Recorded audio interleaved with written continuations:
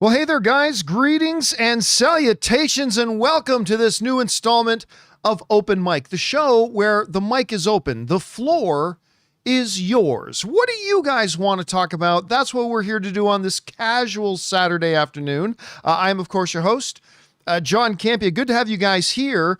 And you may have noticed, for some of you who might have been here a little bit early, we're starting the show late.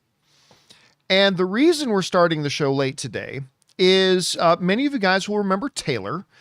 Taylor was my assistant for a while on over at the John Campea Show. And anyway, today was his birthday, or at least his birthday party. It was his birthday party today, and there's a better look at it. And so a bunch of us went out. Now, I got to say, the party was at Taylor's boyfriend's parents' place, which ended up being further away than we thought it was. And whereas I thought we were going to be able to get out there, hang out for a while, come back and do the show at 3:30, it ended up being a little bit later than that. And so out we went and did that. And that's why we're starting a little bit late. We're starting a little bit late in doing the show here today, but that's okay. Good to have you guys here. Good to see you. And we're going to get into it here. Now, I'm going to let you guys know, if you want to get a comment or question for me to address, go ahead and use the super chat feature. The super chats are still open. They'll be open for a little while longer before I turn them off. And as long as a question you ask is appropriate for us to address on the show, we'll address it here on the broadcast. All right. Before we get into the questions, there's a question that people have been sending in to me, not only on the show, but to me on social media, and even friends of mine emailing me and asking. Because we all know Deadpool and Wolverine's coming, right? We all know Deadpool and Wolverine's coming. And really, the whole idea, a lot of things that we've been talking about has been, can Deadpool and Wolverine turn the tide for the Marvel Cinematic Universe? Can Deadpool truly be Marvel Jesus? Can Deadpool and Wolverine start to change the discussion about where the MCU is at? Can it reinvigorate the MCU? All that kind of stuff. And will it be a $1 billion film? Will it not be a $1 billion film? How big of an opening weekend will it have? How big will it not have? All that kind of stuff. But then there's the opposite side of that, right?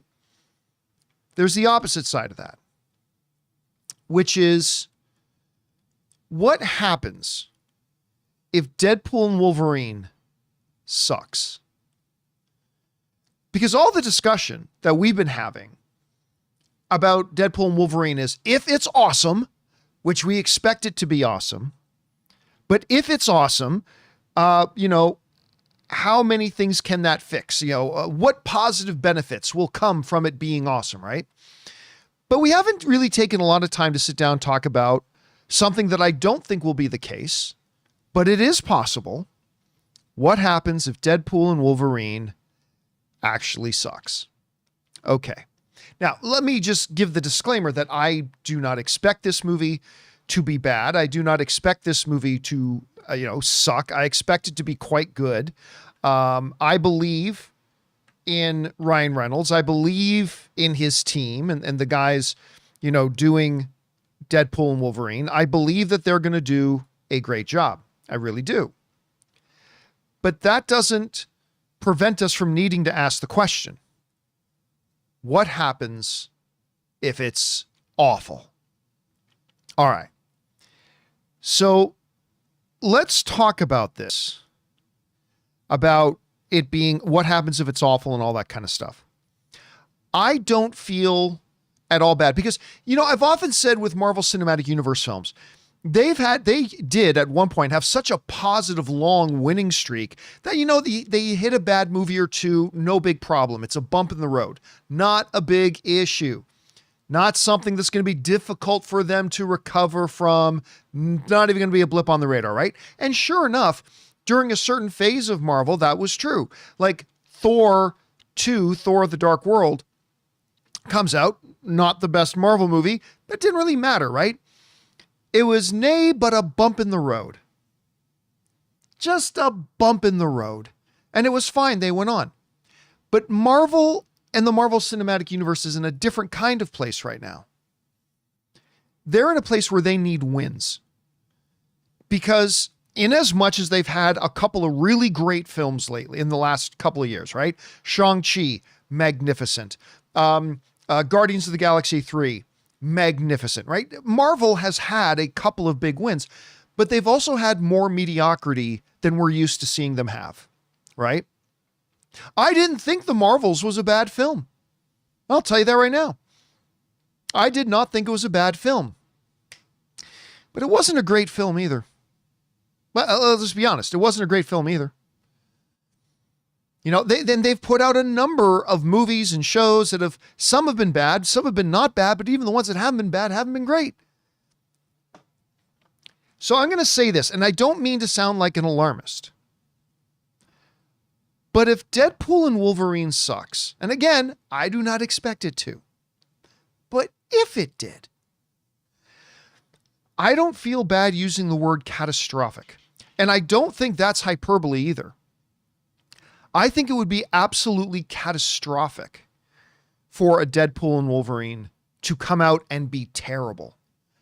Now, I can already hear what some people might be saying themselves. John, are you saying that Deadpool and Wolverine, even if it's bad, can't make like $500 million, can't make $600 million? Of course it could.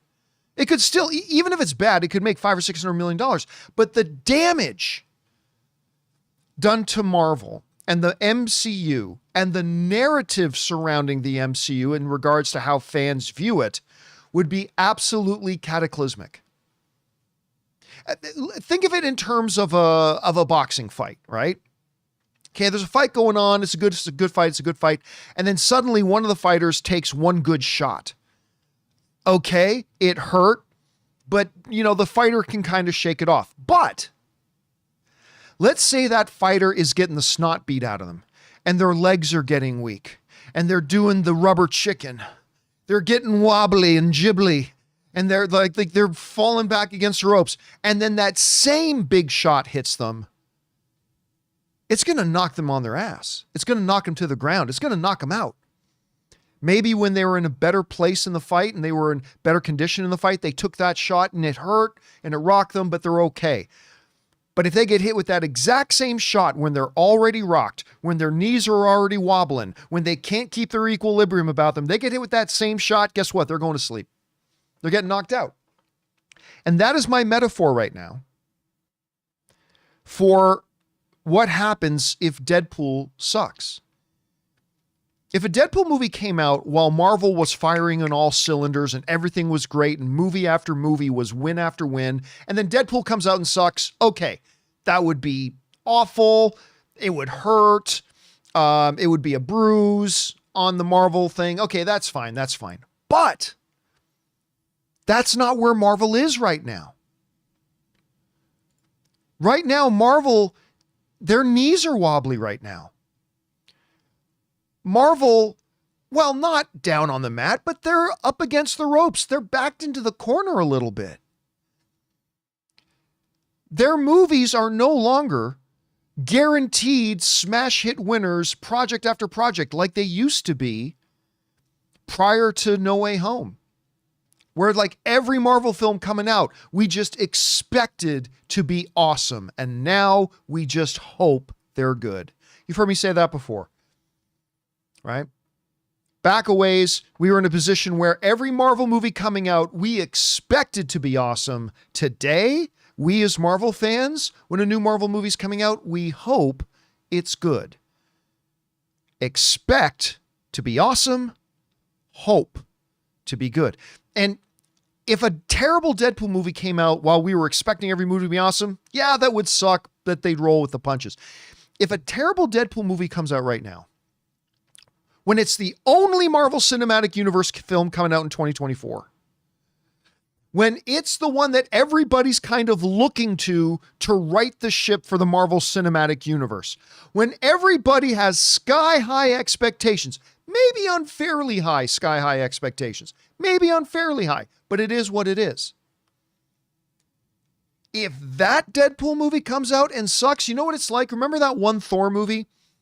I can't remember if it was Thor Ragnarok, if it was Thor the Dark World. Might have been Thor the Dark World. You know where a movie starts off where Thor and his Asgardians are battling another army, and then they just decided to make it kind of like, hey, you send your best guy against our best guy, and they send out that giant dude and Thor kills him in one shot. I think that's what it'll kind of be like for the Marvel Cinematic Universe. I think that's what it'll be like for the MCU. Because people are questioning the MCU right now. I still, listen, I got all the faith in the world in Kevin Feige. You guys know that I do. But I don't have highest belief that every movie they got coming out will be great, because in the past 3 or 4 years, it's been a coin toss as to whether they'd put out a great movie or not, right? And if Deadpool, the one that everybody is kind of looking to right the ship, the thing that great shining hope in the dark autumn sky that will be our North Star to lead us home to MCU glory once again, if that thing goes out, if that light goes dark, if you think the narrative amongst the fan communities right now is kind of negative towards MCU, oh my God, you haven't seen anything yet if Deadpool and Wolverine comes out and that movie sucks. If you think the conversations surrounding the MCU right now are a little bleak, if Deadpool and Wolverine sucks, I think there's going to be a lot of people that just lose hope. I really do. I think there's going to be a lot of people that lose hope. Now, again, let me restate what I said at the beginning for those of you joining me a little bit late. I have full confidence that this movie is going to be great. I really do. I believe this movie is going to be great. I have all the faith in the world in the people making this movie. I have all the faith in the world in Sean Levy. The partnership of Ryan Reynolds and Sean Levy working together recently has been gold. I have total belief the movie's going to be great, but I know I've been around this business long enough and a movie fan long enough, like many of you. We've been movie fans long enough to know that there have been many movies that have come out that we've had all the belief in the world in, only to then leave us disappointed. And it is possible, as great as Sean is, as great as Ryan is, it is possible that those two guys put in the best effort they can and they end up putting out a dud. Everybody has a bad day at the office. I don't believe this will be it. I have loved every single thing I've seen from this movie so far. I love the CinemaCon presentation we got for it. I've loved the trailers. I love everything we've seen and heard.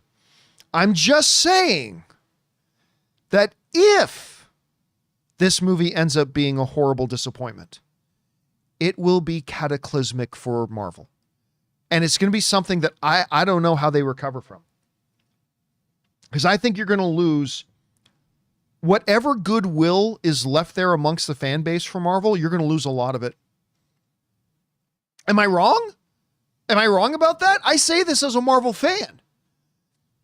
But I think if this movie ends up being bad, and we've spent most of our time the last number of weeks talking about what are going to be the results of this movie being awesome, right? We've talked ad nauseum about what's going to happen as a result of Deadpool and Wolverine being awesome. We should at least take today to ask the question, what happens if it sucks balls? I believe it'll be very, very terrible for Marvel. I think it'd be absolute Marvel. I don't like using the word need. Okay. I don't like using that word. I think need is a word that's overused, but I honestly think Marvel needs this movie to be good. They need it to be good. They don't need it to make $1 billion, by the way. They don't need it to make $900 million. They need it to be really good, to re-establish the faith of the Marvel faithful, to re-establish a positive narrative surrounding the MCU moving forward into 2025. They need it. They really, really do. And it's going to be bad if they don't get it. Anyway, guys, that's just kind of my thoughts on all that I've been spouting off on. Question is for you. What do you think? Do you think, hey, you know what? If Deadpool and Wolverine sucks, no big deal for Marvel. They'll just keep rolling on. Maybe you've got good reason to think that. Maybe you think, hey, yeah, Marvel's in a bad place and even Deadpool and Wolverine can't fix it, even if it's great. Or you're thinking, yeah, if Deadpool and Wolverine sucks, it's awfully bad for them. I don't know. Whatever you guys think. I'd love to know how you feel about it and why you feel that way. Jump into the comments and let me know your Thoughts? Okay, guys. With that down and out of the way, let's jump over now to the real reason that we're here, which is to take your live comments and questions, shall we? And we're going to get things started here with Sanchez Guy, who writes one of two. Hey, John, I missed you, but I really miss you adding YouTube super chats to your show instead of using the Elements link. Anyway, since you told us about the upcoming R-rated Ninja Turtle movie, do you think Nickelodeon movies will be involved in this movie or no? Okay, well, let's start with the thing. So we use super chats here on Open Mic, but on the John Campea Show, where we used to use super chats, we've gone back to using the tip link. And the two main reasons why we've decided to use the tip link are, number one, YouTube keeps 1/3 of all the super chats you send in. So if you try to support the channel by sending in $10 to support the channel, we only get about $6.50, 60, 70 cents of that. So with Stream Elements and with the tip link, we actually get a much, like 95% we get to keep instead of like 66%.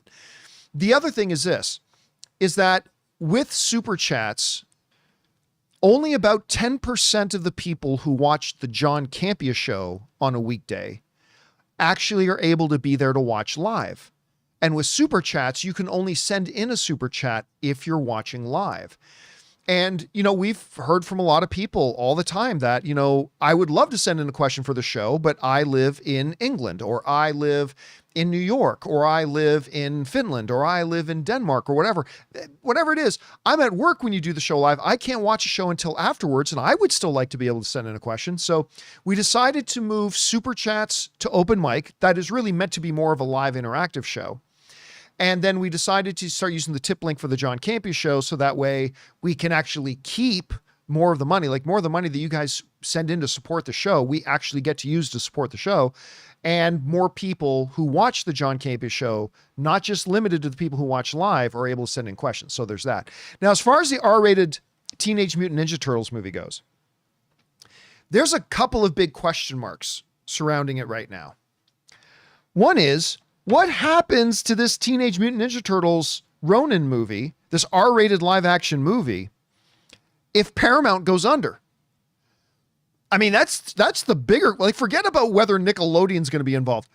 What happens? What's going to happen to this movie? What's going to happen to the Teenage Mutant Ninja Turtles animated movie that we just had? They announced the sequel to it. What happens to that sequel? What happens to the Ronin movie? I mean, if Paramount goes under, or let's say Paramount gets taken over by Sony. Well, what happens if Sony doesn't want to pursue that anymore? So I feel very nervous right now about those upcoming Teenage Mutant Ninja Turtle projects. So that aside, do I think Nickelodeon will be involved? I don't think so. I don't see how Nickelodeon would be involved in an R-rated live action film, but they might have their name on as in association with or something like that. I don't know. I'm just guessing, but my guess would be maybe no, they don't. All right. Thanks a lot for that, Sanchez.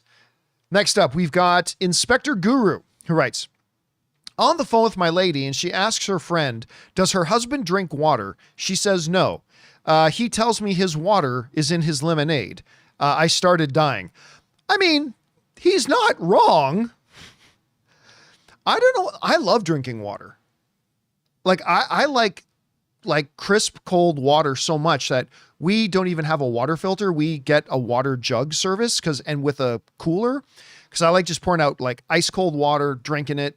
I love water, but I know a lot of people who don't like drinking water, and so they just drink a lot of other stuff. But he's not wrong. By drinking tea, you're drinking a lot of water. By drinking lemonade, you're drinking a lot of water. Sugar-filled water, yes. But he has a point. He does have a point. Guys, can I tell you something that reminds me of, though? Do you mind if I go off on a side note here for a second? Okay. I don't know if I told you this story on the show the other day. Anna's showing me this reel on Instagram where, you know, people are being asked to send in their video questions, like if they have a science question, whatever. And then there's this girl, and not like a 12-year-old girl, like a 19, 20, 21-year-old girl. She goes, yeah. And maybe some of you have seen this video. And she goes, why haven't we sent astronauts to the sun? And Anna and I both kind of look at each other. She goes, like, I get it's hot, but why don't they just go at night? Why don't they just go at night? So Ann and I are just like, oh my God. Why haven't we stayed out to the sun? I mean, I know it's hot, but why don't they just go at night when it's not a big ball of fire? Yeah. You know what? Marcus Kramer, he's not afraid to call to back her up there. Fair point. She's got a fair point. Obviously, Marcus is being facetious. He's got a fair point. And no, they weren't joking, Trace. They weren't joking. Like they were dead. Like she was asking, she was dead serious asking, like, why don't they just go at night? You know what? That reminds me of this other reel. No, have any of you guys seen that YouTube channel, Daily Dose of Internet? This guy's brilliant. I mean, he literally just pulls other people's clips. And I'm not bagging on him. I'm not bagging on him at all. I'm just saying he finds other people's videos, puts them together in a little 2 or 3 minute package, short little 2 to 3 minute package, and then narrates on them. And he says, this is your Daily Dose of Internet. And they get tens of millions of views. I mean, they get millions and millions and millions of views. Well, one pops up in my feed today and I hit play on it. And don't get me wrong, I'm not saying don't tip. I'm just saying this particular video outraged me. It's a video from a lady's Ring doorbell camera, and a delivery guy comes to the door. You can see the delivery guy coming up and delivering food. And the narrator says, keep in mind that this was an order for a $20 pizza. Okay. This lady ordered a $20 pizza. And the delivery guy comes up and he delivers the pizza, hands over. She goes, thank you. And he goes, oh, he turns around and goes, oh, this is a really nice house for a $5 tip.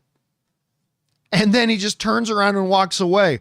And I'm like, listen. This one douchebag does not reflect the attitudes, views, and opinions of all the wonderful people who do food delivery, whether it's DoorDash, Uber Eats, delivery for restaurants. This one douchebag does not represent all the great people who bring us food on a regular basis. Okay. I'm not saying that, but oh my God, I hope that guy got fired. Like, listen, I believe in tipping. I tip, but guess what? Nobody's obligated to tip, and you don't have the right to bitch about it if somebody doesn't give you a tip. And like, it was a $5 tip on a $20 pizza. That's a 25% tip. Yeah, this is a really nice house for a $5 tip. It's like, oh, you bitch. You wee little bitch. Oh, I would, oh my God. I would want to go out and throw eggs at his car before he left. Anyway. How'd we get on that? Nothing. I just distract easy. Sorry about that, guys. Let's keep going here. Let's talk about other funny reels I saw on YouTube today. Okay. Next up, we got Sanchez guy again who writes, also, happy first day of June. What are you planning to do in the summer? Well, Ann and I have, we have a bunch of things planned. We're taking a big trip to Vegas, middle of the month sometime. We plan on doing a lot of camping. Ann and I love camping. And so we have this wee little tiny trailer, but this little 13-foot long trailer has a queen bed, has a little kitchen, has a bathroom with a shower in it. And it's small. It's small. Got an air conditioner in it, little fridge, little 2-burner top, right? Just tiny little thing. So small we can pull it with our little Tesla. It's not easy towing with a Tesla, but the Tesla tows it great. So we plan on doing a lot of camping because our dogs love getting out and going camping. So we got a Vegas trip planned. We're going camping. We got an event we're going to at the end of the month. Yeah, we got a busy month planned ahead of us. I hope everybody has a great summer, though. All right. Next up, let's see. Where are we at? We are at Timothy, who sends in a $20 super chat. Thank you, Timothy, for supporting us on that level, man. And Timothy writes, hey, John, I'm excited because I jumped on board the Tesla bandwagon. I've just mentioned a Tesla the other day, and I love it. I'm obsessed with the full self-driving mode. I'll probably never actually drive a car ever again. What model do you have? Ann and I have two. Ann had been driving the same car for 13 years. Okay. And we always said when it was time for her to finally get a new car, we were going to go electric. And we looked at it. She didn't actually want a Tesla at first. So we looked at a couple of the other cars and nothing was really clicking. So I said, let's just look at a Tesla. She test drove one, fell in love with it. And so we bought it. So we bought her a Model Y. So Ann has a Model Y. I got so jealous of her car.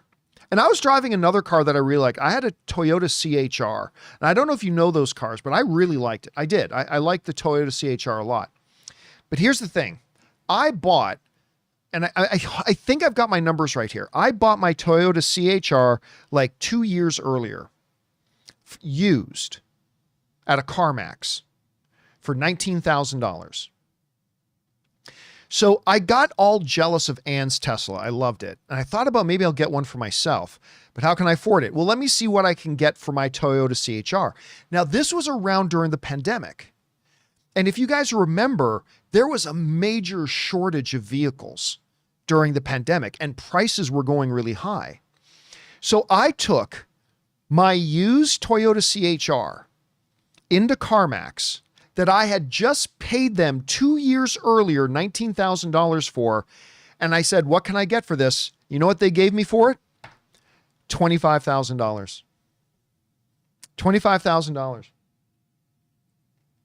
I made money selling my used car. That never happens. So I took that money and I scraped together a little bit more and I got myself a Model 3. So Ann drives a Model X, I drive a Model 3. And I gotta say, man, I love it. I love the fact that, you know, every day I wake up to a quote unquote full tank of gas because I got some solar batteries. I plug my car into it every night and I wake up to a full tank. You know, my car is fully charged every morning when I get into it. I love the dog mode in it. I love the camp mode of it. I love the autopilot. I love just the surrounding cameras and sensors. I gotta say, man, I love it. I don't know if I can ever go back. I really, really do enjoy it. All right. Next up. Thanks for that, Timothy. Mark W. just sends in a super chat badge to be supportive. Thank you, Mark W. Appreciate that, man. Let's see. Justin D writes, if Deadpool 3 sucks, it'll just be another movie that sucks. See, I don't think so. I don't think so. Marvel is in a really precarious situation right now where fans' confidence in Marvel is not gone, but it's a little shaky. And it's never been like that. Like the Marvel Cinematic Universe, all the way from Iron Man to Endgame, No Way Home, whatever, the faith that Marvel fans have in Marvel has been absolutely unshakable. But that was a few years ago. Their record has not been as spotless since. Therefore, it's a little shaky. Now, if Deadpool and Wolverine comes out, which is the only movie they have coming in 2024, if that movie sucks, I think it moves the MCU's faithfuls' confidence from shaky to sinking. And I think that would be really bad for it. So I don't think, I mean, I hope you're right, but I think if the movie's bad, and again, I expect it to be awesome, but if it's bad, I think it's not just going to be another movie that sucks. All right. Danito writes, just like with Doctor Strange 2, I'm afraid many are expecting a crazy multiverse adventure rather than another Deadpool film with a few quick cameos. Here's the thing, though. I don't think people will mind. Even people who are expecting 1,000 cameos and expecting a big... By the way, multiverse sucks. Can I just say that, please? Multiverse sucks. But people who are expecting a big multiverse adventure and like 1,000 cameos, I think for the most part, they'll all be fine if the movie doesn't deliver that, as long as the movie is still great. Like if the movie is still great, if it's really funny and the action is awesome and all that kind of stuff, as long as that's the case, people will still walk out feeling satisfied and happy. They'll be fine. They'll be totally fine, right? Speculating is great as long as we don't allow our speculation to become expectation, right? So it's all fine. But that's the key thing, though, right? They got to make sure that the movie is great. That's the key thing there, Denito. Right, Denito also writes, but I agree that if the movie's good, it won't matter.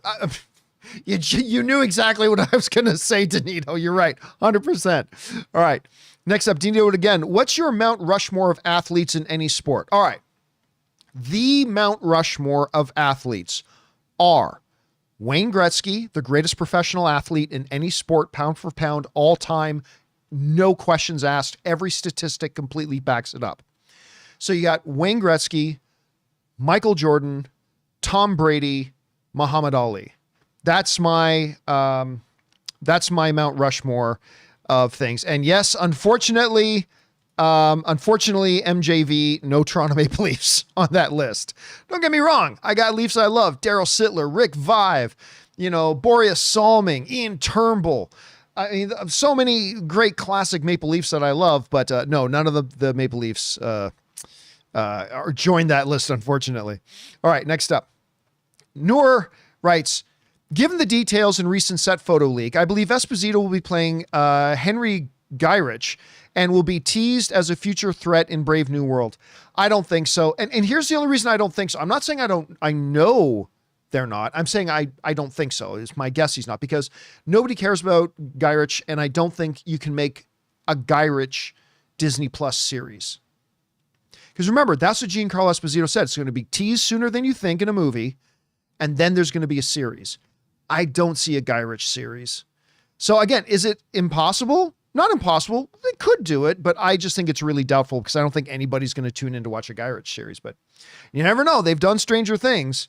Didn't think we'd be running out to see Polka Dot Man in a movie either. And look how that turned out. All right, Christopher Brickner writes, there was 2 Super Bowl winners last year, Chiefs and Washington. Washington won because Dan Snyder sold the team. That's true. That's a victory equal to a Super Bowl. Listen, I'll tell you what. It is difficult for a team to have long-lasting success and consistent success if you don't have great leadership. Ownership, I mean, if you don't have good ownership. I can tell you that for certain, because the Toronto Maple Leafs, while I was growing up as a kid, they had an owner named Harold Ballard, which I think meant well, but he was not a good owner. I think he was a good man from everything I read. I never knew him, obviously, personally, but was not a good owner. Dan Snyder's the worst owner the NFL's ever had, and you're right. It was a big win for Washington to get rid of him, 100%. All right, next up, Josh Ward writes, I'd love to see a Deadpool 3 post-credit scene where Deadpool and Logan go to Loki's timelines and cut out the MCU shows and movies that didn't work. They'll never do that. Never in a million years. But oh my goodness, if they did that, kind of like the post-credit scene in Deadpool 2, where like Ryan Reynolds is reading the script to Green Lantern and Deadpool shoots him and all that kind of, like literally you get to the first scene of, I don't know, let's say, what was the name of a Secret Invasion? If like you get to the very first scene of Secret Invasion, and it starts with that thing where the guy is running away down the street, and that was the very first scene in Secret Invasion. If like you get to that very first scene of Secret Invasion, guys running down the street, and all of a sudden he runs into Deadpool and Wolverine come walking out of the alley, goes, sorry about this, buddy. It's not your fault. Really, it isn't, but we can't let this happen. And they gut the guy and just the show ends right there. That would be kind of fun. Ain't gonna happen. They will never do it, but it would be fun if they did. All right, next up. Tantalizing writes, for Giancarlo, what about Purple Man if David Tennant doesn't return? No, because they already have that, right? I don't see them doing that. Anyway, also, I've taken the day off work to catch Deadpool and Wolverine opening day. Nice. Can't wait. Thanks, and bring on the filthy. Listen, obviously, I am in the very lucky and fortunate position that going to see Deadpool and Wolverine is a part of my job. So I'm doing that anyway. But I will tell you with 100% certainty, tantalizing, that if I was back in my law job, or if I was back at my visual effects job or whatever, I would, I think I feel something coming on. I think around mid-June, I might be ill. I'd be laying the groundwork now, because I'd definitely be taking those days off sick. Sick. All right. Next up, John Redcorn writes, Venom 3 trailer is rumored to be on Monday. Really? I hadn't heard that. Any expectations from it? What are the chances that Null appears in it? Yeah, I don't see them doing Null. I think a lot of people have been wanting to see Null, and Null is a possibility. Look, because you're talking about the god of the symbiotes, right? Like with Null. I would really rather not see another symbiote that Venom needs to fight again. I mean, we did. I understand in the first movie him fighting a symbiote. I did. I got it, right? That makes sense. And then I even understood doing it with Carnage in the second one, because it's Carnage. You do that. So I understand that too. But you've done 2 movies in a row now where you got Venom fighting another symbiote. I would really like them to see them do it a different kind of villain. Now, look, that's not to say if they do another symbiote that it can't be great. Of course it can still be great. But I just kind of hope it's not all... I don't mind if there's other symbiotes in the movie. I just hope the main bad guy isn't a symbiote again. That's just the only thing I'm kind of hoping for. And I'm somebody who really likes the Venom movies, unapologetically. I know a lot of people don't. That's cool and everything, but I will die on that hill. I find the Venom films, especially the first one, not the second one as much, but I still enjoy the second one, but I found amazing entertainment value in the first one. I really enjoyed it. And I like the second one, but I just would rather not see another symbiote. That's all. All right. Damaris Love writes, could Giancarlo be playing the head of weapons, plus in Brave New World, setting up the likes of a new Wolverine? Maybe. I mean, there have been some people theorizing that he could be playing a new version of Stryker, right? Stryker's a great character. And of course, the last time, not the last time, because we got the younger version of him in X-Men Days of Future Past. But our real introduction to Stryker on the big screen was the iconic Brian Cox, right? The dude from Succession, the guy who won all the Emmys. Like, he was our first introduction to an on-screen Stryker, and he was great as Stryker. So a lot of people speculated the leader. A lot of people speculated a new Stryker. I don't know, man. There's so many possibilities about what he could be doing. We're going to talk more about it on Monday, but that's definitely one of the options, man. Definitely one of the options. All right. Next up, we got John Redcorner writes, who you got for the NBA finals? I have Mavs in 7. I have the Mavs in 6, but it all depends on whether or not Luka's knee recovers. Luka's got a bum knee right now, and he's still putting up triple doubles, but that's something that you keep pushing through the grind of the playoffs could get worse. If Luka stays healthy, Mavs in 6. If not, it could be Celtics in 5. So we'll have to see. But all other things being equal, I think Luka gets them there, and I think it's the Mavs in 6. All right, next up, we go to Meh. Right, great username. I think Renner is playing himself in Wake Up Dead Man. I don't think he is. Do you remember? Yes, his hot sauce played a vital part in Glass Onion from Ed Norton's character. Yes, of course, there is kind of a fourth wall break there in a way, right? But I still don't think he's playing himself. So for those of you who didn't know, in Glass Onion, the actor Jeremy Renner is referenced, right? They just like say they reference a car, they reference a city, they reference Jeremy Renner. I don't think that disqualifies Renner from being actually in the movie as a character, as an actor. So I get why people feel that way, and that could be what they're doing. It could be what they're doing, but I don't think that he is playing himself. Just a guess. Could be wrong, but I'm just guessing. But my guess is going to be he's going to be an actual character. All right, next up, Damaris Love writes, another for Giancarlo Reverend Stryker. You mean like another guess? Yeah, Stryker has been a popular one that a lot of people think it could be. Kyle Schneider writes, after show for The Boys season 4, yes. And you guys are going to be the first to know this. June is going to be busy because I was not planning on doing an after show for The Acolyte. The trailers did just not look good to me. So I decided I'm not going to do an after show for The Acolyte. I will do one for House of the Dragon. And we're probably do one for the boys. I've now decided we are going to do after shows for the boys. But now we are going to do an after show for the Acolyte because I have just talked to too many people who have seen the first 4 episodes that really love it. Now, look, I have my doubts about the Acolyte because I think the trailers have been underwhelming, to be kind. They've been underwhelming. But I've just talked to too many people who've actually seen the first 4 episodes now that they say it's really great. Not better than Andor or anything. I haven't talked to a single person that says it's better than Andor, but they're all saying it's really great and they think I'm going to be happy with it. So in June, we're going to be doing after shows for the Acolyte, House of the Dragon, and the boys. So we'll see how that all kind of turns out. All right, next up, we got Bobby Jackson, who writes, I was watching an interview with Jennifer Lawrence the other day and noticed her and Kaylee Kuko have a similar quick wit and snarkiness. And now I would love to see them do a project together, maybe something Thelma and Louise-esque. Well, I mean, it's always fun to kind of imagine 2 really talented people doing a project together, whether it's a director-actor duo, whether it's a couple of performers, whatever. I don't know why it became the cool thing to hate on Anne Hathaway and to hate on Jennifer Lawrence. Are you fucking crazy? They're both insanely good.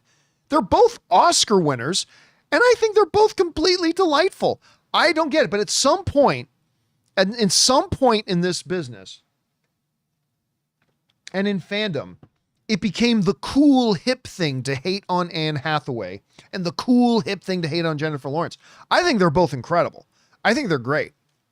I don't know that I agree with you that I find them to have a lot of similarities, but I think they're both great, and I would be down to see them in a project together. I would.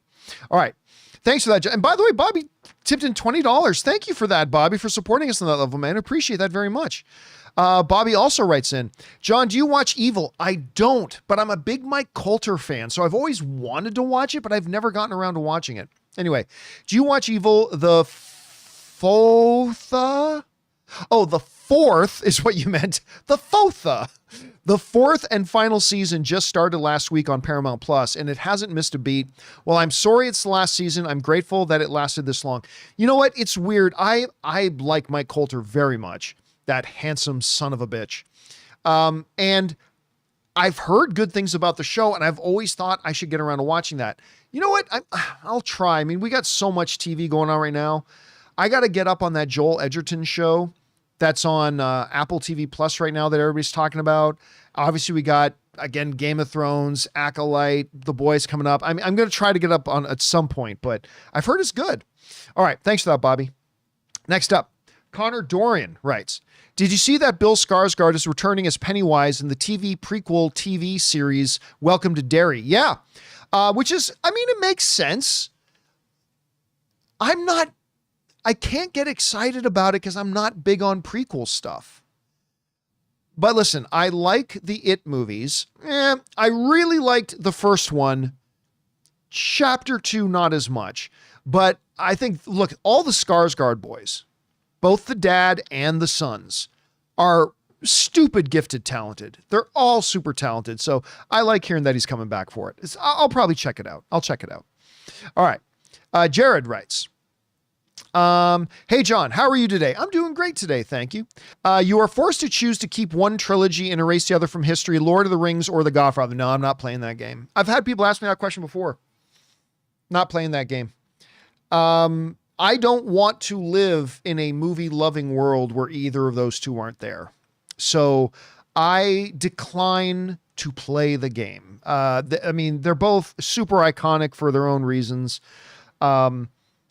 Yeah, both of them, the only trilogies in cinematic history where all 3 movies in each trilogy got at least nominated for Best Picture at the Academy Awards. Lord of the Rings had one of their films win Best Picture. That was Return of the King. Godfather 1 and Godfather 2 both won Best Picture at the Academy Awards. Godfather 3 did go on to be nominated for Best Picture, but didn't win. They're just 2 of the greatest. I mean, the greatest trilogy of all time is obviously Star Wars, but They're two of the greatest trilogies of all time, and I just simply don't want to live in a world where either of them don't exist. I respectfully decline to play. All right. Next up, let's see here. Stash Dad writes, it was fun seeing you at OntarioCon. Yeah, Ann and I and Ray were there. Pick up anything good. My booth did great, and we went to Phoenix Fusion, and I got to take a pic with Dick Van Dyke, the OG, the boss. That's awesome. He is a legend. Yeah, I think it was at OntarioCon that I'll see if I can find it and pull it up here. I'm not 100% I'm going to be able to, but I will try. It was, I believe that was the convention that we were at where I picked up this little gem. Yeah, let me bring this up here. This gem from an artist who had a booth, and Ann and I saw it. Well, first of all, Ann noticed it and wanted it. And I'm saying, well, baby, if you want it, I'll get it for you. And here's a picture of it hanging on our wall in our living room. I love this portrait. And how awesome is it that I'm married to a woman that wanted it more than I did and wanted that portrait hanging in our living room. That's how good I've got it, guys. That's how lucky I am. I'm married to a woman that she wanted that portrait hanging in the living room. I didn't have to talk her into it. She wanted it there. So yeah, that was my big score at the convention there. I had a really, really good time. Had a great time at it. All right. Next up. Let's see. Jard writes again. It's crazy that our last Star Wars movie was in 2019 before the pandemic. As far as her mistakes go, this is one of her biggest ones in my opinion. I agree. No, look, the reason I have been saying for years, look, I have all the respect in the world for Kathleen Kennedy, right? I don't like Kathleen Kennedy. She likes girls. Fucking idiots. But I've got all the respect in the world for Kathleen Kennedy. Steven Spielberg, the greatest filmmaker of all time, says she is the greatest producer of all time. Now, he may be right and he may be wrong, but I think his opinion should mean a lot, being the greatest filmmaker of all time. But there is a difference between being a movie producer and being the head of a major company and being an executive head of a corporation and a company. They're two different jobs. And just because you're great at one doesn't necessarily mean you'll be great at the other. The biggest mistake Kathleen Kennedy has made to me, or the biggest shortcomings for me of Kathleen Kennedy, has not been that we haven't had a movie in 5 years, although that's big. It's been in her first 5, 6, 7 years, she had more turnover in her filmmakers, directors, and writers than most other studios do over the course of like 15 years. Like, I don't have the list in front of me right now, but somebody sent me this list that really highlights like how many movie projects, because if you're the head of the studio, your main job is to make sure that your filmmakers and you are on the same page and that you put the right people in place. And constantly in the first number of years of her presidency at Lucasfilm, she would hire a director and then they lose the director. Hire writers, lose the writers. Bring on a director, lose the director. Bring on another director, lose the director. Another project, lose the director. Like, she constantly showed that she did not have that fundamental ability to properly identify the right people to put in charge of the right projects, and then also the ability to make sure that she and the talent are on the same page. She's clearly shown she does not have that ability. And it's played itself out over and over and over again. And I think a repercussion of that has been a cause and effect of 5 years without a movie. Now, I don't take anything away from Kathleen Kennedy. She's had some major wins. She has. I know everybody out there, like, Everybody out there thinks, well, if I believe one thing, that means you can't say anything good about it. No, no, no. Kathleen Kennedy's had some major wins. I think Rogue One is spectacular. Andor is the best Star Wars thing that's ever been produced since Return of the Jedi. Like, the greatest Star Wars ever is obviously the original trilogy, like New Hope, Empire, Return of the Jedi. But after that, the next best thing ever done in Star Wars is Andor. Rogue One might be the next thing after that. She identified this pitch from Jon Favreau out of 100 pitches on her desk. She identified the Mandalorian pitch as one that could work. She paired Jon Favreau up with Dave Filoni, says, I think you two guys will work really well together. So she put those two together and we got the Mandalorian. That's a big win for her. So I take nothing away from her wins. And by the way, as mixed of a bag as the sequel trilogy is, every single one of the sequel trilogy movies, guess what club they all belong to? The $1 billion club. One of them, I believe, is in the $2 billion club. Anyway, so I take nothing away. And anybody who won't give her props for her wins, they're idiots. Just don't listen to them at all. I am telling you, she has had some big wins. And she deserves respect for those wins that she's had. But that does not absolve her of responsibility for the major shortcomings as well. We don't forget her wins. We give her credit for her wins. But in as much as we don't take away the credit for her wins, we do not absolve her of the major problems that she has brought into Lucasfilm. And I think it's time for her to move on. And so I don't think her major mistake is not having a movie in 5 years. I think that's just a consequence of what the real mistakes are, which is her inability to properly identify the right talent and then make sure she's on the same page with that talent. And I think the consequences of that has been 5 years without a movie. But anyway, that's just me. All right, next up. Mike's Movie Madness writes, hey, John, one idea I had about trailers before a movie is maybe theaters should start the trailers pre-showtime and only have 2 to 3 at showtime for major wide release films. Could this work?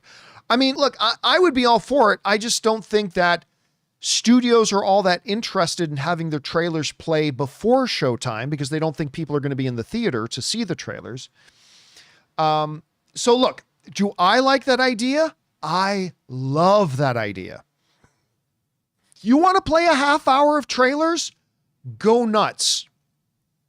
If my movie's supposed to start at 7 and you want a half hour of trailers, start your trailers at 20 to 7 or 25 to 7.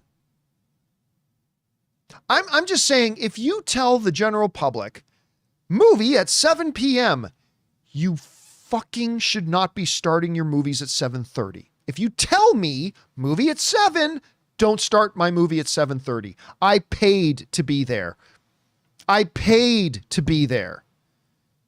You don't have the right to steal my time and show me 30 minutes of commercials when I paid to be there. You want to have free movie screenings?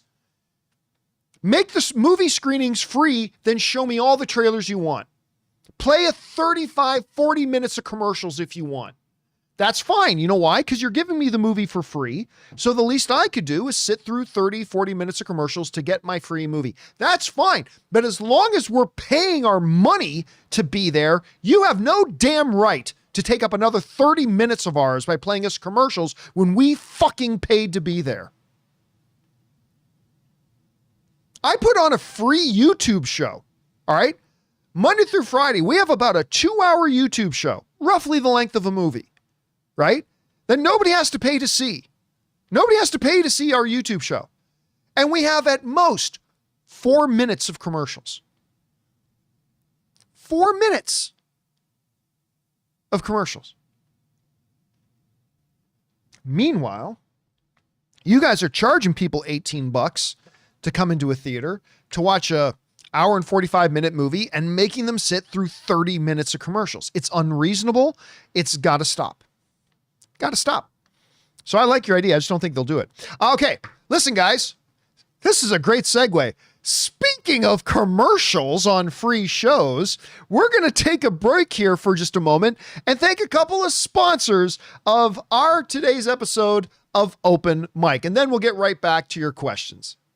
Guys, we want to take a second to thank a sponsor of today's video, Harry's. You know, guys, in order to start the John Campea Show, I had to leave my high-paying corporate job in order to set myself up to be happier and enjoy more personal success. Because sometimes to get what you want, you have to challenge the status quo and blaze your own trail. And that's exactly what the folks at Harry's did. You see, at Harry's, they saw customers getting ripped off by questionable products in the shaving industry and decided to do something better. Harry's decided to pave their own road by making beautifully designed razors for a fraction of the price of the other big brands. Exceptional products, honest prices. That's Harry's. I have fallen in love with Harry's, from their foaming shaving gel that feels just luxurious on the skin to their incredible razor that feels just as good in the hand as it does going over your skin. They've got rich, lathering, skin-softening body wash in scents like redwood, wildlands, and stone. You see, Harry's provides German-engineered blades made in their own factory that stay sharp longer. You can get a 5-blade razor, weighted handle, foaming shave gel, and a travel cover for just $3 at harrys.com/Campea. Don't settle for the status quo. Blaze your own trail with Harry's. Get started with a $13 trial set for just $3 at harrys.com/Campea. That's harrys.com/Campea for a $3 trial set. Guys, we want to take a second to thank a sponsor of today's video, Miracle Made. Did you know that your temperature at night can have one of the greatest impacts on your sleep quality? If you wake up too hot or too cold, I highly recommend you check out Miracle Made's bed sheets. Inspired by NASA, Miracle Made uses silver-infused fabrics and makes temperature-regulating bedding so that you can sleep at the perfect temperature all night long. When they arrived at our house, my wife Ann loved the feel of them so much, she couldn't even wait for me to get home to put them on our bed. Miracle Made has self-cleaning. These sheets are infused with silver that prevents up to 99.7% of bacterial growth, leaving them to stay cleaner and fresh 3 times longer than other sheets. Miracle Sheets also have incredible comfort and quality. Miracle Sheets are luxuriously comfortable without the high price tag of other luxury brands and feel as nice, if not nicer, than sheets used by some 5-star hotels. So go to TryMiracle, that's TryMiracle.com/Campea to try Miracle Made sheets today. And whether you're buying them for yourself or as a gift for a loved one, if you order today, you can save over 40%. And if you use our promo code Campea at checkout, you'll get 3 free towels and save an extra 20%. Miracle is so confident in their product, it's backed with a 30-day money-back guarantee. So if you aren't 100% satisfied, you will get a full refund. So upgrade your sleep with Miracle Made. Go to TryMiracle.com/Campea and use the code Campea to claim your free 3-piece towel set and save over 40% off. Again, that's TryMiracle.com/Campea to treat yourself. Hey guys, we want to take a second to thank a sponsor of today's video, The Perfect Jean. Guys, are you tired of the rough and rigid jeans crushing your boys? Well, today's sponsor, The Perfect Jean, finally solved all of your denim difficulties. They make great looking, perfect fitting jeans that are as comfortable as sweatpants. The secret? A special denim fabric that is super soft and has the perfect amount of stretch so you can squat, do yoga, or just sit around all day without ever having to take them off. I'm going to admit I was a little bit skeptical because to me, jeans have always been jeans. They're practical, but not always the most comfortable. But I'm telling you guys, it's not an exaggeration. Once I put on these jeans, The Perfect Jean redefined what jeans can be to me. They're the perfect fit, they stretch, they breathe, and again, they're just insanely comfortable. So guys, it's finally time to stop crushing your balls in uncomfortable jeans by going to theperfectjean.nyc/Campea15. Our listeners get 15% off your first order plus free shipping, free returns and free exchanges when you use code Campea15 at checkout. Again, that's 15% off for new customers at theperfectjean.nyc/Campea15 and use the code Campea15. After you purchase, they'll ask you where you heard about them. Please support the John Campea Show and tell them we sent you. And thank you to our friends at Harry's, Miracle Made, and The Perfect Jean for sponsoring today's episode of Open Mic. I hope you guys don't mind. Normally we take like 2 commercial breaks, but I thought just to keep things moving, we just do 1 commercial break and get all our sponsors. And by the way, guys, a big thank you to all of our sponsors because our sponsors make it possible for us to do the things that we do. And go check them out. I stand behind all 3 of them. Harry's, Miracle Made. I'm wearing the Perfect Jean right now. They're so damn comfortable. By all means, make sure you check out the links in the description below and go check them out for yourself. All right. With that down, guys, let's get things re-going here, shall we? We left things, I think, off with Mike's Movie Madness. We did. So let's go on to Blue Flame Studios, who writes, did you hear that 3 Body Problem is getting seasons 2 and 3? I did not. That's great. I had heard that Three Body Problem was just going to get bonus episodes to finish their story, which I think I and a lot of other people assumed that meant they weren't going to get a full second or third season. They were just going to rush to finish it up. So they actually, guys in the live chat, can you confirm this? Did they actually announce that they have renewed this series they announced it yesterday, says Blue Flame Studios.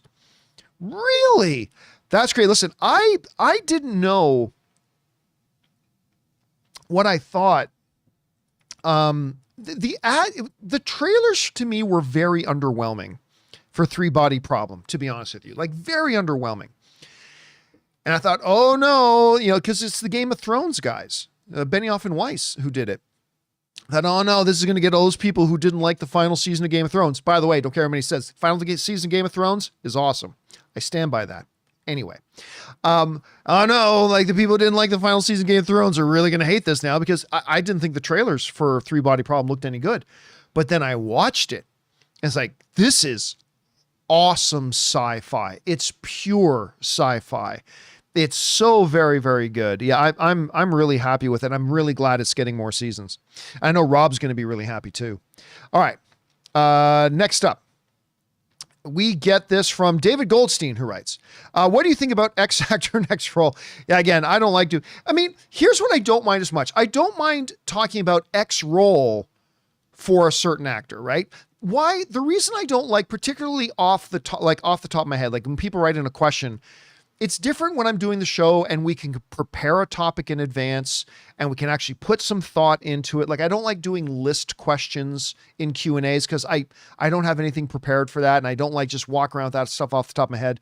And I don't like X actor and X role questions. The reason I don't generally like X actor and X role questions is like, John, what would you think about Bill Skarsgård playing John F. Kennedy? Well, the reason I don't like doing those in live Q&As is because we have no idea what the character is going to be like.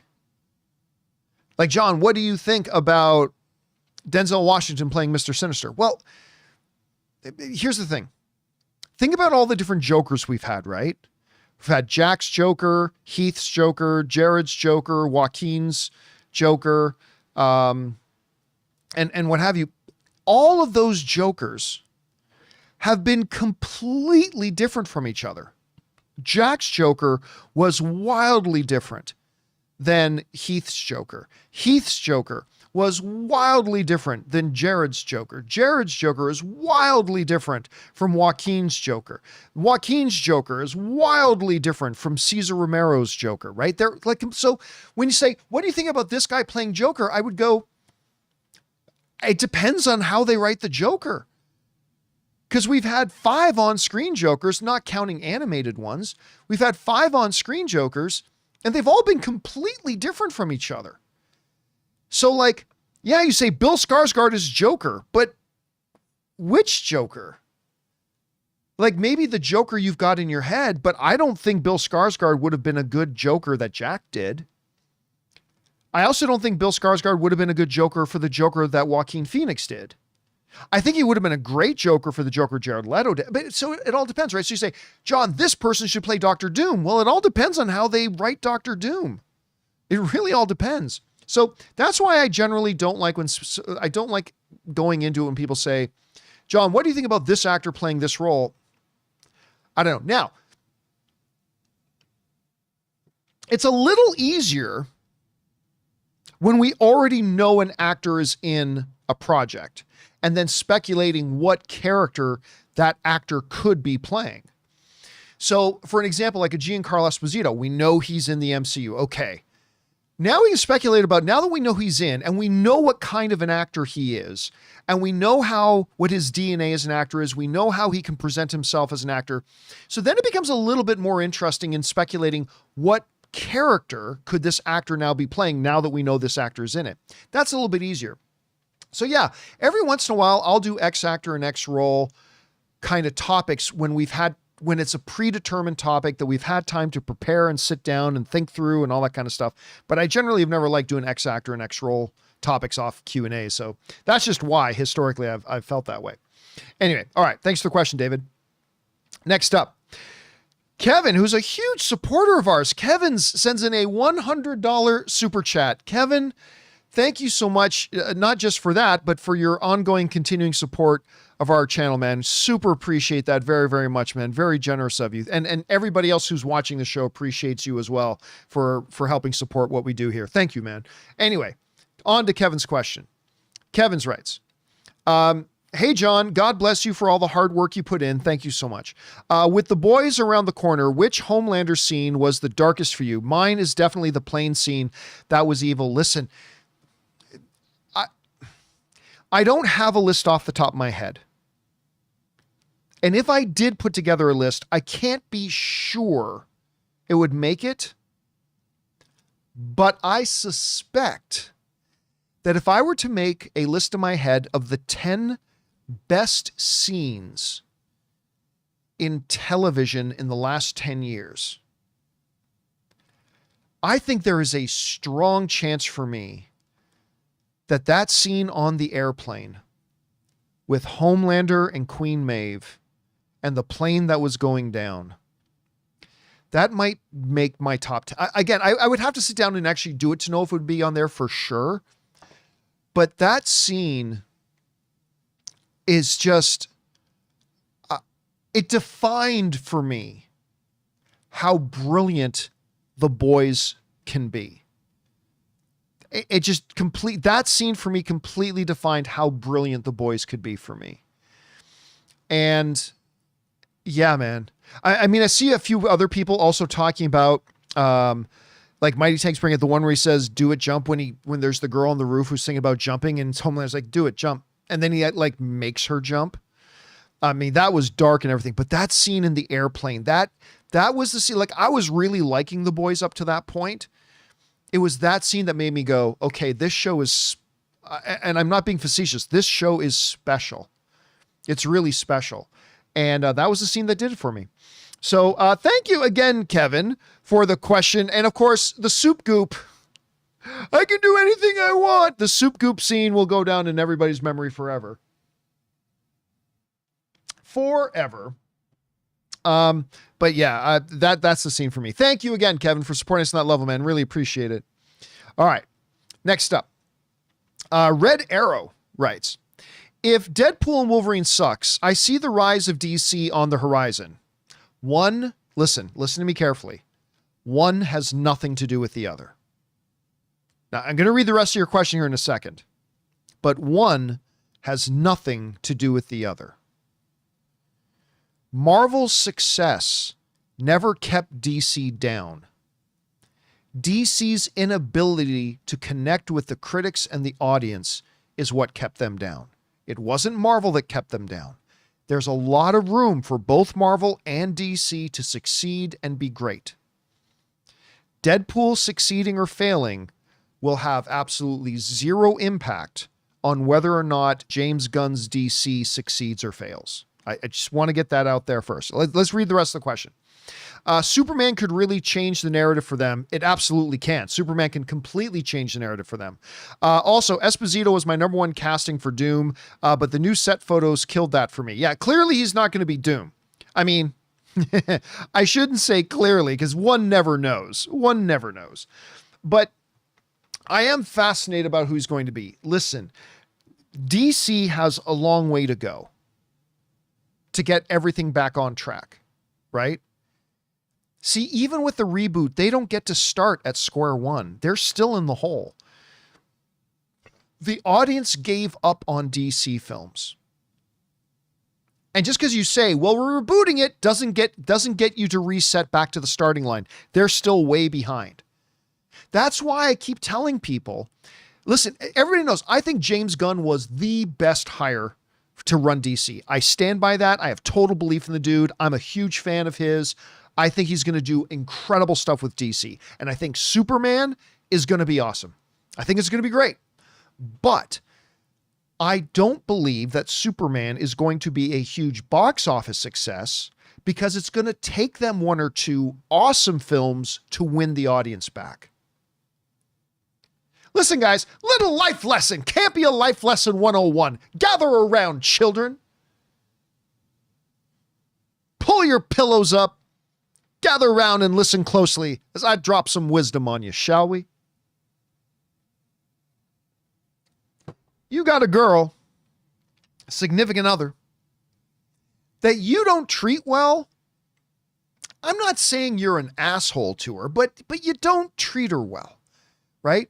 You don't show her the type of respect she deserves. You stand her up sometimes. You break some promises, like all that kind. Just in general, you're just not a very good, like, again, you're not a giant dick. You're not like an abusive asshole or anything, but I mean, you're just in general not a good boyfriend, right? And you're on thin ice now, and the relationship is now in danger because you break promises, you don't show up to things you say you're going to do, you don't follow through on your word, you don't treat her with the respect she deserves, blah, blah, blah. Guess what? Showing up to her house one night on time and you bring flowers, that's a good start, man. That's a good start, but it doesn't reset everything back to even. That is the first step in rebuilding your trust with her, in rebuilding your credibility as a partner with her, right? You go a year of being a pretty crappy boyfriend or husband, planning one good special date night and showing up and giving her flowers. That's good. That's good. That's a good start. That's a good start, but it's going to take more consistent, better behavior from you to make sure your relationship's good. All right. Are you catching? Are you catching? Did you get that? I'm giving you some softballs here. You got to get this. The same is true with DC right now. DC has been a crappy boyfriend to its audience. I mean, I personally like most of the DC films, but a lot of people didn't, and they gave up on it. Okay. So you think one movie is going to just fix everything? It's not. But it can start to win people back. So that's why when I tell people, hey guys, like, don't expect Superman to be a $1 billion film or anything. Like, it needs to be an awesome film to start the process of rehabilitating that relationship between DC and its fans and the movie fans, us. And so it doesn't need to be a $1 billion film, right? It doesn't need to be a $1 billion film. What it needs to be is a good film that starts to win the belief of the audience back again. And then they need to follow that up with another good film and then another one. And then we're talking, right? Then we're talking. So don't expect Superman to be some big box office success, but it doesn't have to be. James Gunn understands this. James Gunn knows that the number one responsibility, the number one job that Superman has is not to be a big financial success on its own. It's to be a really good film to start to fix that relationship with the fans so that future DC films can be $1 billion films. Because if Superman isn't good, forget future films being $1 billion films. If Superman is really good and great, the future for other DC films starts to look a lot brighter. And I keep telling people that. And No, you don't understand, John. DC, the Superman needs to be a big financial hit. no, it does not. No, it does not. It's great if it is. But James Gunn knows this isn't a one magic bullet thing that's going to fix everything. This is a long-term thing that they got to start right. Just like you trying to fix your relationship with your significant other. It's not just showing up with flowers one time, guys. That'll help. Good first start. But that's what it is. It's a good start. Now you got to keep building on that. Anyway. Okay. Sorry, I went on that way too long. Thank you, Red Arrow. Next up, Kevin's writes in again and says, Deadpool 3 popcorn bucket or Dune 2 popcorn bucket. Listen, I gotta say the Deadpool bucket. If for nothing else, then it's the presentation, right? It's the presentation. Let me see if I can bring this up. It's the presentation of it. What really, really killed me. First of all, you just got the big, I can see if I can bring this up on screen. Give me a second. There we go. It's not just the clear innuendo of Wolverine with the giant open mouth. It's then stuffing his mouth And then the piece de resistance is then the close-up of the nose with the jizz, I'm sorry, butter dripping down his face after the mouth has been filled. The butter jizz coming down his face and dripping down his face. The Dune bucket was hilarity by accident. The Dune bucket was complete hilarity by accident. But this Wolverine bucket, my wife, by the way, is convinced that Hugh Jackman will be releasing on his Instagram this week a Deadpool version of the bucket, but it'll be Deadpool's butthole. And I said to my wife, I said, honey, that is hilarious. And I love you. It's just another reason why I love you so much. The fact that you would even say that the next popcorn bucket is going to be a big gaping Deadpool butthole that you have to reach in and get the popcorn out. I love you just because you would even think of that. That is great. But I think even for them, that is going to be taking it a bit too far. I don't think AMC is going to have this porcelain butt with maybe two Deadpool hands pulling his own butt cheeks open with a gaping hole for popcorn going in. I think that might even be too much for them. I don't think they're going to do that. Again, I could be wrong. Ron H. Caramel popcorn. Yeah. But I again, in all seriousness, I do expect a Deadpool version of the bucket. I really do. And I think my wife is right that sometime this week, Hugh Jackman will drop on Instagram the Wolverine designed Deadpool version of the bucket, but I do not think it will be a gaping butthole. I think even for them, that's going too far. We'll find out though. We'll find out. All right. Next up. Isaac Martinez writes, I heard there was a movie called The Apprentice and it's making tons of buzz from Cannes. Despite today's political climate, would this film be good? I mean, the film would be good if it's good. The question will be, okay, so there's this movie, again, I'm not going to get into the pros or the cons. All right. I'm just saying there's a movie that came out of Cannes about Donald Trump, a pretty scathing thing about Donald Trump called The Apprentice. It's not a documentary from what I understand. From what I understand, it's a narrative film. Can it be good? Sure, it can be good. Just like any biographical movie could be good or it could be bad. I mean, who knows? I think it's a movie you don't put out, though, until maybe after the election. That's just me. I mean, yes or no. Again, I don't want to get into it, but maybe that's a movie you don't put in until after the election, but who knows? I haven't seen the movie myself, so I don't have any feelings on it one way or the other, Isaac. But yeah, it could be good. It could be great, just like any biography, or it could be bad. All right.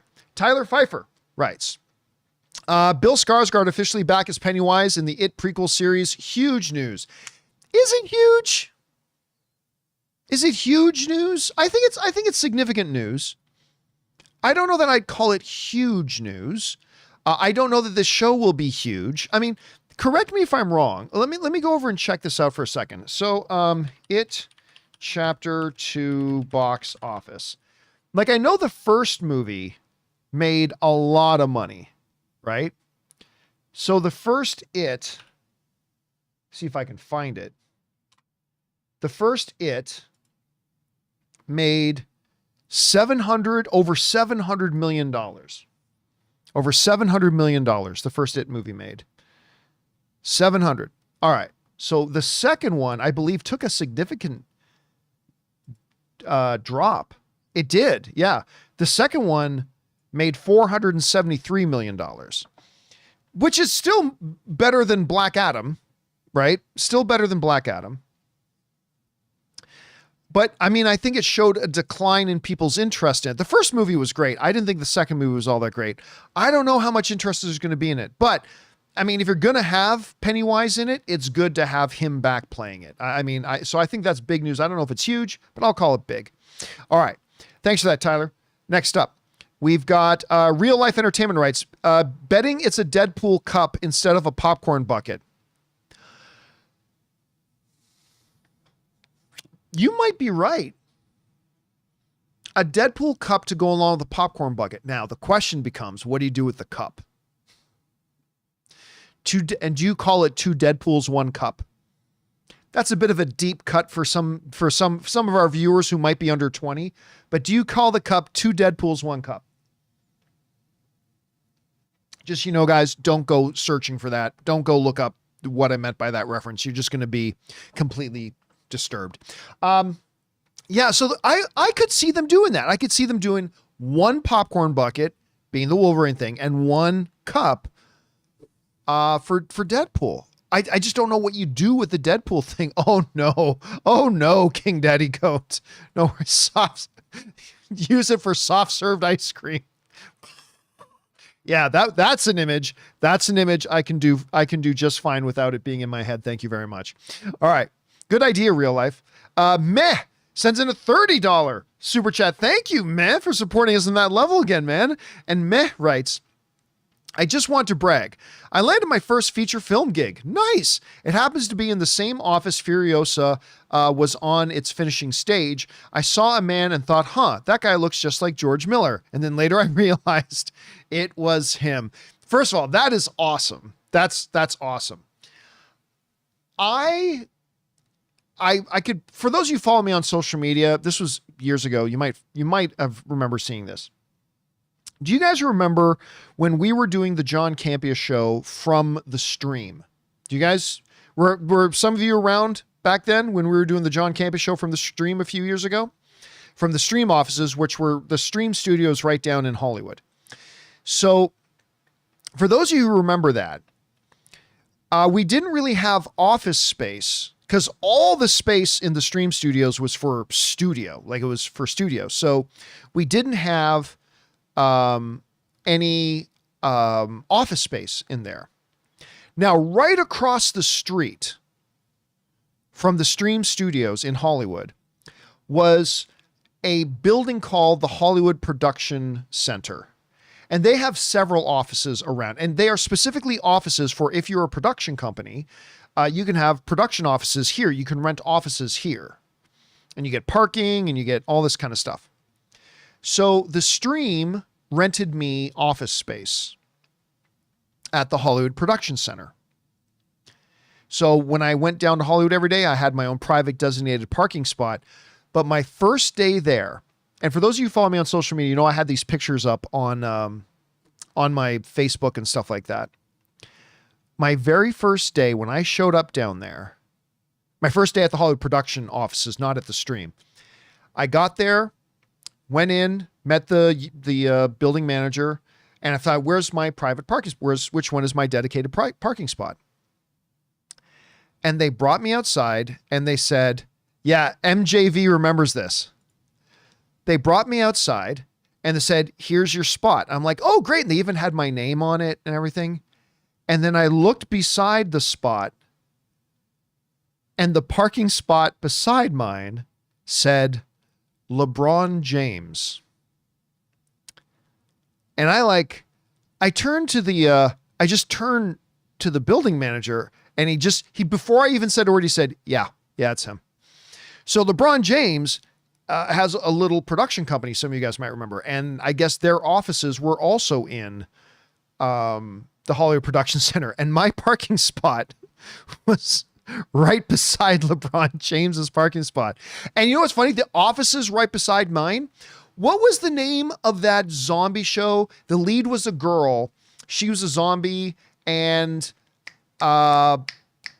it ran for like 5 or 6 seasons. It's a girl with blonde hair or white hair. She's a zombie and it's about the world. iZombie. That was it. So iZombie's offices and writer's room was right beside our office. So we would cross with the iZombie people all the time, which was kind of funny. So that was kind of a cool little period being down there. But yes, when you're around these production studios, you'll never know who you're going to get to run into, man. You never know who you're going to get to run into. Even guys like the great George Miller. All right. Glad you had that experience, man. That's great. All right. Next up. Bobby Jackson writes, to add on to what happens if Deadpool and Wolverine sucks, what do you think happens if the Mandalorian movie or the Rey movie sucks?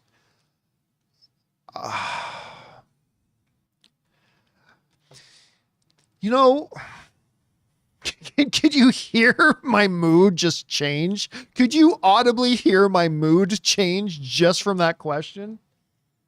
Not that's a bad question. It's a totally fair question.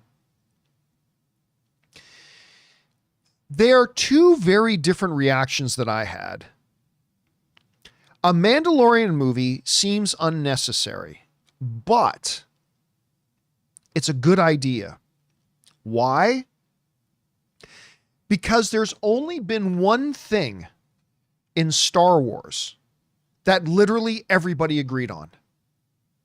You get, it's actually, everybody, the people who like the cartoon stuff think that they're the majority. They're not. Like, not most average Star Wars fans don't watch the animation stuff. As much as I love Rebels, most average Star Wars fans don't watch the animation stuff. So that's not it. As great as Andor is, not everybody watched it. Ahsoka was not good. Obi-Wan was not good. A lot of people did like The Force Awakens, but it had its detractors as well.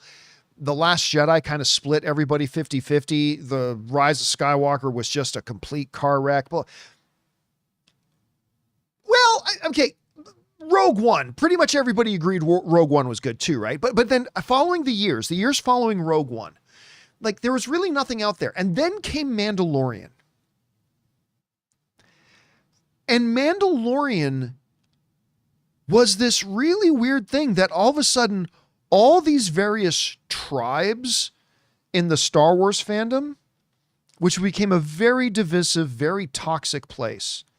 I'm not going to lie to you. You know me. I'm a lifelong Star Wars fan. My earliest memory as a child is my mom showing me Star Wars. I'm the only person on the planet to beat Sam Witwer in Star Wars trivia twice.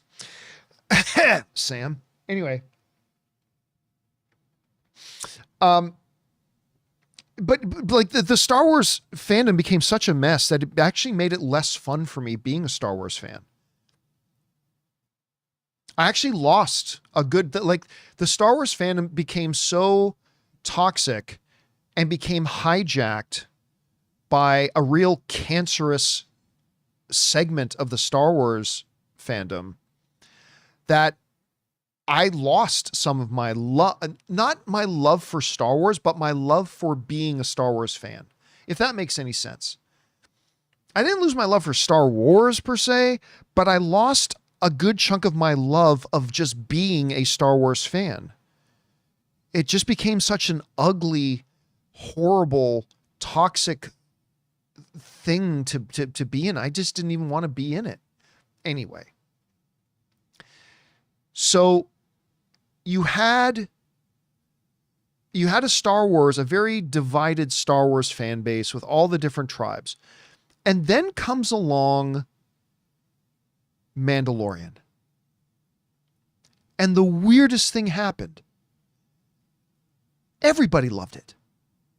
I mean, obviously there were individuals who didn't like it. Not everything is loved by everybody, but I mean, as far as en masse goes, all the tribes loved it.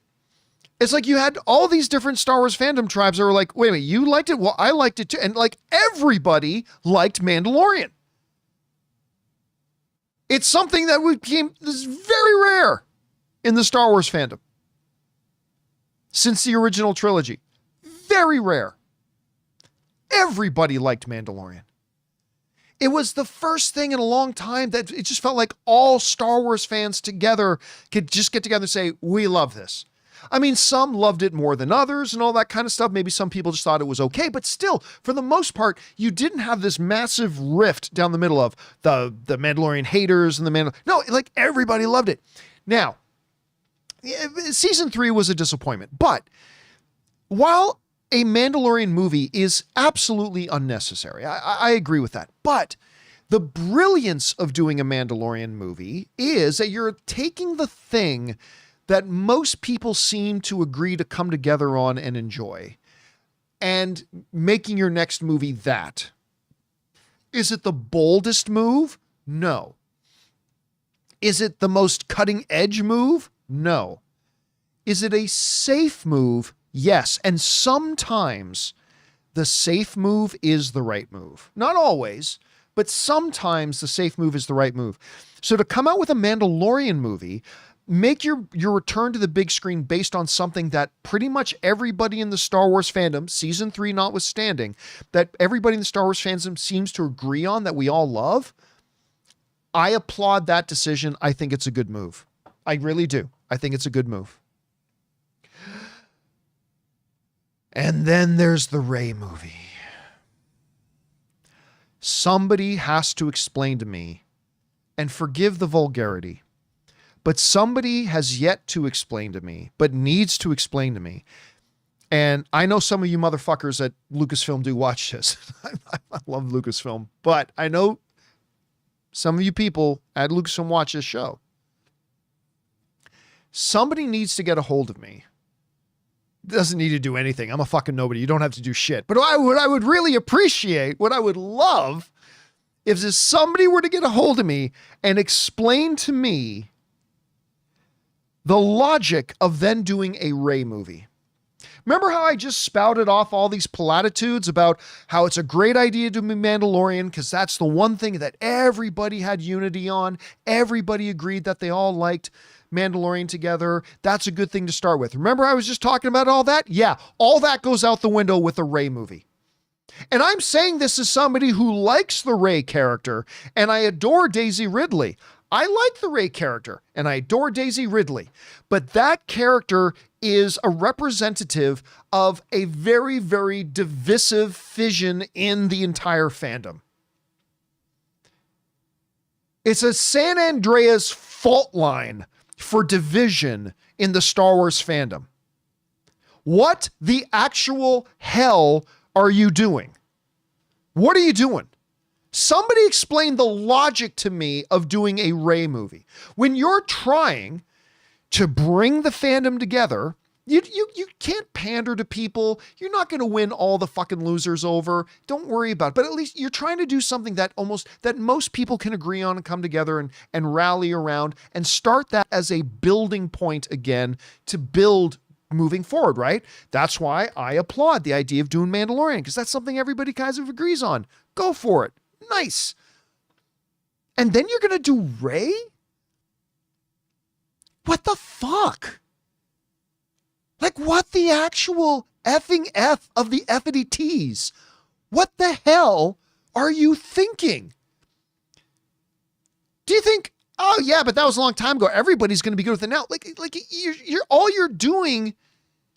You know what it's like? Here's what it's like. Okay. Let's say, just for whatever, that you're having family dinner, right? There's 2 family dinners. Follow me. Okay. Follow me here. Ready? Okay. So you're having 2 family dinners. And you get the whole family together. Everybody's getting together and, whatever. And, it's a good thing to bring up for a topic of conversation around the family dinner. Let's talk about, isn't grandma wonderful? Okay. Yeah. You're sitting around the family dinner and you bring up, isn't grandma wonderful? You know what? That's something that everybody around the table, that's something the family can agree upon. And you're going to have a nice, peaceful, bonding family dinner because you decide, you know what our topic of conversation is going to be? How wonderful grandma is. That's good. That's good. Now, let's take another family dinner. And you decide to make the topic of conversation, so what do y'all think about Trump? What are you doing? There's now going to be war at the table. You just screwed up family dinner. And that's what Star Wars is doing. At Star Wars family dinner, at Star Wars fan family dinner, everybody's coming to the table and you can say, let's make the topic of conversation Mandalorian. Yes, that's something everybody at the table can agree upon. Mandalorian, yes, let's talk about that. We all agree on that. Or you can say, hey, let's talk about Rey. And you're going to create this huge divide down the middle of the table and everybody's going to be arguing and fighting and everybody's going to hate each other. And I just don't understand the logic. I just don't understand the logic. I don't get it. What are you thinking? Is there somebody whispering in Kathleen Kennedy's ear, telling her, everybody loves Rey. This is going to be awesome. People are going to love it. And listen, I'm not discounting, just to be clear, I'm not discounting that the movie might end up being very good. Okay, I'm not taking away that possibility. Sure, maybe they bring in a great screenwriter, great director, they come up with a great story, and they make a great movie surrounding Rey. Fabulous. But the movie loses before it even comes out in theaters because it's such a divisive element in the Star Wars universe right now. And I'm somebody who likes the character, and I'm telling you this. It just seems really, really, really weird. Anyway. Okay, sorry, went off on that a little bit too long. Next up, Dwayne Fernandez writes, hey, John, if this is Ryan Reynolds' last Deadpool movie, should Marvel recast? There's no way this is Ryan Reynolds' last movie. There's just not. I know everybody's, blah, blah. Listen, they're not going to do a Ryan Reynolds Deadpool movie without a several film commitment. And I think Ryan Reynolds has more stories he wants to tell there with it. I don't believe for a second. And by the way, nobody's told me this. I'm just, for me as a fan, I just don't believe in any reality that they're, and here's the thing, recast it. If you wanted to do Deadpool and you wanted Deadpool to be an ongoing character, why would you even have Ryan Reynolds come in for one?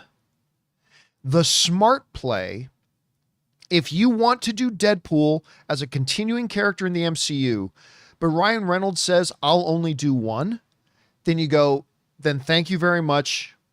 Instead of having to go through this controversy of, that guy's not as good as Ryan was. You know what? Then we're just going to start our Deadpool in our Marvel Cinematic Universe with a new actor.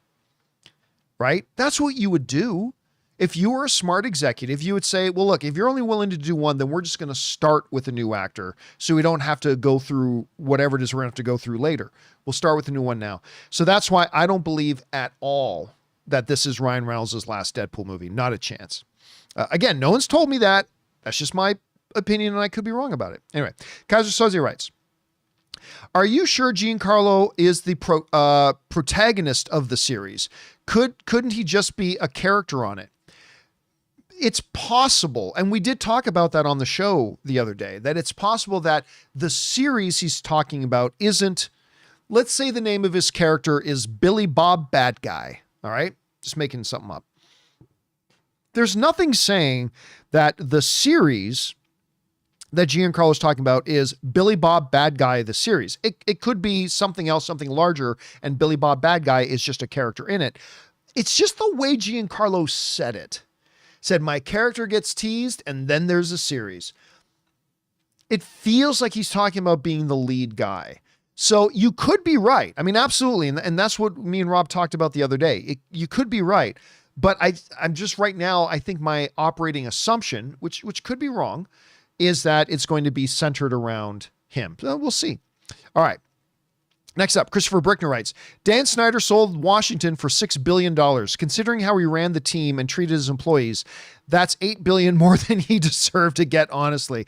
Dude, listen, I know, for all you guys who aren't sports fans, if you just want to get a sense about how bad a sports owner can be, look up any YouTube documentary on Dan Snyder, Washington Redskins / Washington Commanders. Like, just go look it up. It will, you don't even have to be a sports fan to appreciate just how bad it was. It's really something else. All right. Next up, Henry A writes, John, I think you misunderstand the use of the word woke. It doesn't mean gay women or blacks. It's when studios have shove unneeded politics down our throats. Here's the thing why anybody who uses the word woke is a moron. Because there is no, look, show me a movie that's shoving a politics down your throat. Show me a movie that's doing that. I saw a bunch of people throw around the term woke with Little Mermaid. And I went to watch Little Mermaid. Guess how many times they talk about black equality in Little Mermaid? 0 times. Guess how many times they talk about how women are powerful in Little Mermaid? 0 times. Y'all are just mad that a black girl is there. What it really comes down, and this is what it comes down to. Like, I'll bring up the Star Wars thing again. People keep yelling that the new Star Wars was woke. Okay, let's talk about The Force Awakens. Because everybody called it woke. Force Awakens is woke. Force Awakens is woke. Force Awakens is woke. Fucking idiots. And I challenged somebody. I said, okay, point me to the scene in The Force Awakens. I'll wait. I got time. You point me to the scene in The Force Awakens where Rey says, I can bring down Kylo Ren because I'm a girl and the Empire underestimates us girls, but they will find out that the power of girlness will overcome the dark side because girl. Show me the scene. I'll wait. Go ahead. Show me the scene. Show it to me. Show me where that movie is shoving any politics down your throat. Show me. Here's what it comes down to. There is no scene that happens. Y'all are just mad that the main character, instead of a guy, was a girl. You're just mad that she's even there. That's what you're mad about. That's what you're mad about. Their very presence to you. When to you somebody's very presence is what's bothering you, I don't care. You got a fucking problem. You are the fucking problem. When somebody's just existence is what's bothering you, when somebody's presence is what's bothering you, when somebody just being there to you is something being shoved down your throat, fuck off. I don't want you watching my channel. I really don't. Now, you want to have a conversation about like a show. I bring this up quite often. Remember the CW show Supergirl? There was a lot of political messaging, and I'm not saying there's anything wrong with that. But if you at least wanted to bring that up as a point, I would see where you're coming from. The CW Supergirl show did, in fact, have a lot of those very direct, we're going to be forceful about this message, scenes about the power of women and being a woman is more important and all that kind of stuff. And again, I don't think there's anything wrong that they did that. But if you wanted to say they're doing that, I could say, yeah, you're right. In that CW Supergirl show, I don't know why you have a problem with it, but they did do it. You're right. They did. Okay. Point me to any of that in The Little Mermaid, though. None of it was there. It's just that the girl was black. That's it. And just the fact that she was there, just the fact that the girl was black is enough to be offensive to certain people. You are what is wrong with the fucking world. The very fact that there is a gay character in the movie. Not that there's nothing in the movie where the gay character goes, I think more people should just try being gay. And if there was, I have no problem if they want to say that, but I would see where you're coming from if you did. But there's not. Just the fact that a gay character is there is enough to get you upset. And when I see most knuckle-dragging mouth breathers going, woke, what the fuck happened to men? What the fuck happened to men? You know what a real man is? Let me tell you what a real man is. And granted, this is a little old school Italian thing of me. I get it. I understand. But it is me. Men are not threatened so easy. Men are not insecure. Men approach life from a position of strength. When I see these little fucking pussies go, oh no, there's a girl, and they get all threatened. Oh, woke, my way of life, my understanding is under attack. When I see these little pussies who are governed by insecurity and fear and get threatened so easy. Oh no, there's a woman. Oh, what am I going to do? There's a woman. You know what a real man is? A real man's secure. A real man isn't so easily threatened. Just the fact that a gay character is there. How insecure do you have to be that the very presence of a gay guy being there makes you tremble and wonder if your dick's getting hard? How pathetically insecure and weak do you have to be? When did parents stop raising men? It's infuriating. It's absolutely infuriating. So again, if you're the type of person that says just the presence of a woman in a movie and just the presence of a gay character in a movie, just the presence of a Black or Asian or Hispanic, Latino, Pakistani, whatever character you interpret as something being shoved down your throat just from their presence, please don't watch my show. I'm ready to retire. I don't care if I have begged before for people. I want my thing to drop down to nothing. I'd rather lose 90% of my audience because I don't want you here. If you're just threatened by somebody else's very existence being acknowledged, go fuck yourself. I have no time for you. And I don't know why you're watching me, because what you hear from me is not going to be tickling your little tiny dick. It ain't going to tickle it. So, I mean, yeah, please don't watch my show. Just don't want, go to some echo chamber where you're going to hear other weak little frail people who are threatened and insecure going, oh no, Black people. And you can go be fearful in your own little circles. Don't come here. Right. And, just do your thing, is what it is. So, yeah, it's not that I don't get it, Henry A. It's that you don't get it. If you're threatened by just somebody else being acknowledged, having their existence acknowledged is a threat to you, you need to go back to Sunday school, my friend. Anyway, Ron H. writes, UFC 302 tonight, Dustin.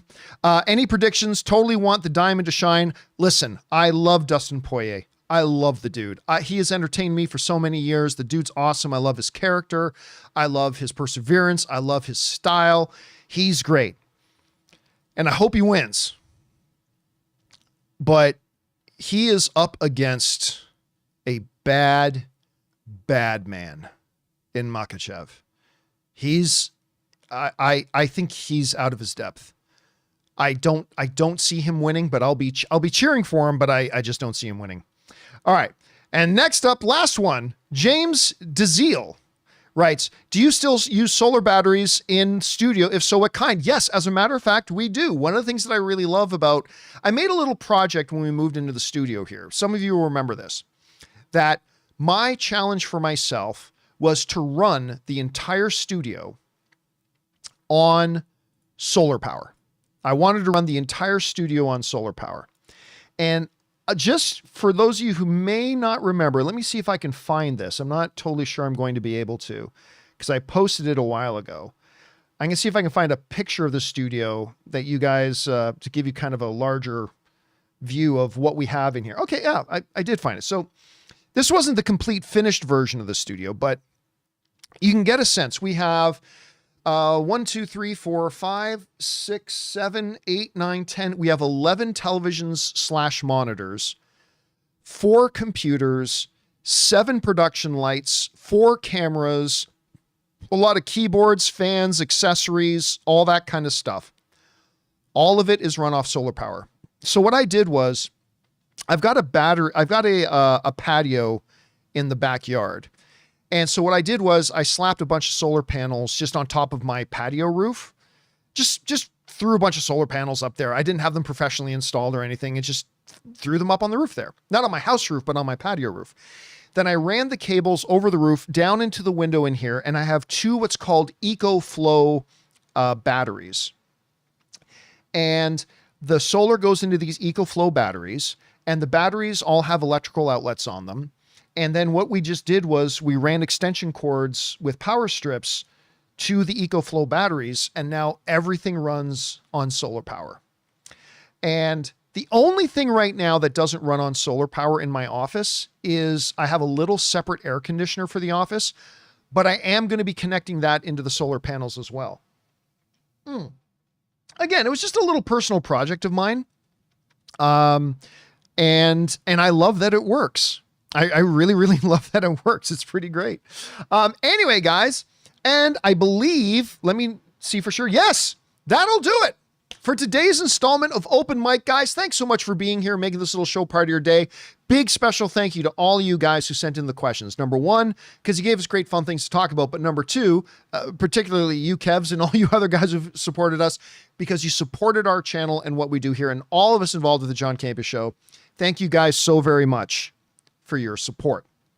Don't forget to come on back and join us again for the show on Monday. As long as you're not somebody who's threatened by, minorities who don't look like you and you're a scared little dweeb, but whatever. Good to have you guys here today. Thanks a lot for being here. My name's John Campea, and until next time, my friends, bye-bye.